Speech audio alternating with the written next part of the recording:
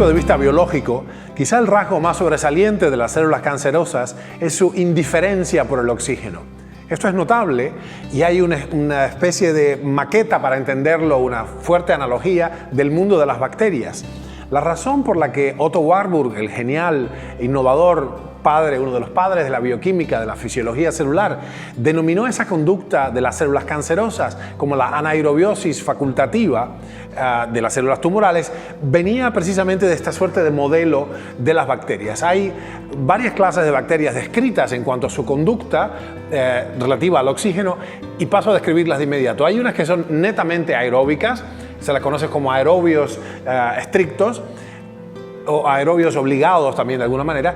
En el extremo opuesto del continuum respiratorio está el efecto contrario, están aquellas bacterias que son anaerobios, anaerobias esta vez, absolutamente obligados, se llama entonces anaerobios estrictos, en contra de, en este extremo del continuum, los aerobios estrictos. Y en el medio una suerte de punto intermedio, mundo intermedio, unas bacterias específicas que tienen la posibilidad de hacer un switch y cambiar, si hay oxígeno suficiente, volverse a la respiración y obtener su ATP, su adenosíntrifosfato, su energía metabólica de fuentes respiratorias.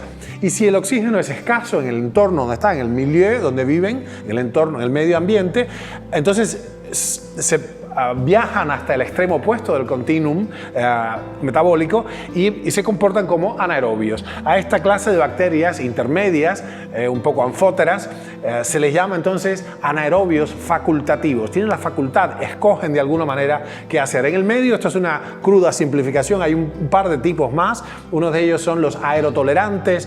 Lo importante es que de esta suerte de maqueta metabólica presentada por las bacterias, muy bien descritas ya antes por el genial Louis Pasteur, uno de los héroes de la infancia de Otto Warburg, empezó a ser posible ver esta extraña circunstancia en que las células cancerosas, proviniendo de un hospedero absolutamente eucarionte, un hospedero cuyas células son notablemente aeróbicas, podían tener esta extraña circunstancia donde, habiendo oxígeno suficiente, decidían no usarlo y comportarse como anaerobios. Es decir, son, en este sentido, anaerobios facultativos, pero unos extraños, yo diría anaerobios renegados de alguna manera. Las células cancerosas son como unos anaerobios rebeldes, ¿no? Existe oxígeno suficiente como para sostener la fosforilación oxidativa, pero de alguna manera, por alguna razón, escoge hacerse rebelde y pasarse al metabolismo netamente bacteriano de la anaerobiosis. La cuestión es que esto, en el caso de las bacterias, es claramente el oxígeno.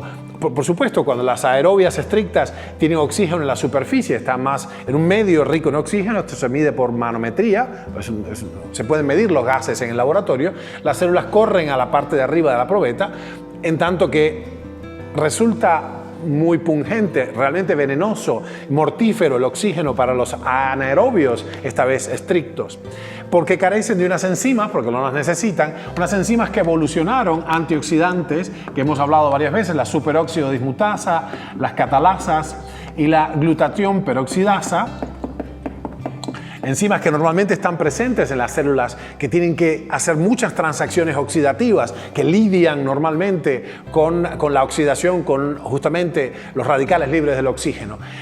Bien, esto parece ser así en las células cancerosas también, hasta cierto punto, en las que ya han hecho la migración total hacia el extremo anaeróbico del continuum metabólico. Pero esto no implica decir, y vamos a hablar de esto, tenemos mucha experiencia clínica, más adelante lo veremos, no exactamente implica que las células cancerosas aborrecen el oxígeno. Yo diría, como dije al principio, que son más bien indiferentes al oxígeno, y esto es una de las interesantes, digamos, explicaciones iniciales de por qué Otto Warburg definió la conducta metabólica de las células cancerosas como la anaerobiosis facultativa de los tumores.